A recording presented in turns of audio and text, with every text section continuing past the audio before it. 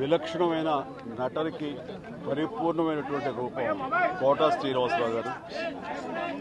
మహానటుడు, ఒక legendary character actor.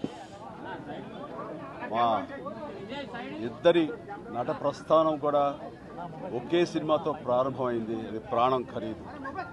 Of course ఇక్కడే నారాయణమూర్తి ఉన్నాడు. నారాయణమూర్తి కూడా ఆ సినిమాతోనే ప్రారంభమైంది అనుకోవచ్చు. సో సుదీర్ఘమైనటువంటి ఈ నట ప్రస్థానంలో మా అనుబంధం వెనవేస్తుంది. అంతా ఇంత కాదు. ఆయనతో నటిస్తున్నప్పుడు తెర మీద ఆయన నటనను చూసి అద్భుతం అనుకోవడం వేరు. వ్యక్తిగతంగా 1-to-1 కూర్చున్నప్పుడు ఆయన చేసే చమత్కారాలు కానీ, చెప్పే జోకులు కానీ అవి ఆద్యంతో చాలా ఉత్సాహపరుస్తుంది. దాంతో షూటింగ్ ఉందంటే కనుక ఇవాళ కోట శ్రీనివాసరావు గారు ఉన్నారు, ఇవాళ చాలా హుషారుగా బాగుంటుందని ఉత్సాహంతో వెళ్ళేవాళ్ళం.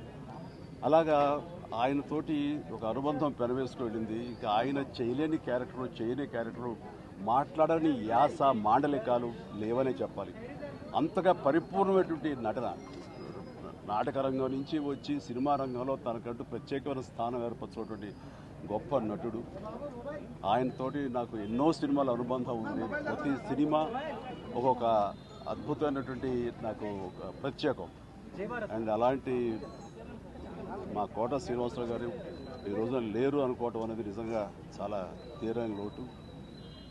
అండ్ ఇది వాళ్ళ కుటుంబానికి, పరిశ్రమకి తీరని లోటు. అలాంటి మహానటుడు, అలాంటి వైవిధ్య పాత్రలు పోషించేటటువంటి విలక్షణమైన నటుడు మళ్ళీ వస్తారని అనుకోవడం లేదు. అలాంటి నటుడు మనకు దొరకరేమో కూడా, ఉండరేమో కూడా. అది ఎవరు పూర్తి చేయటువంటి చాలా భారీ నష్టం ఈ పరిశ్రమకి.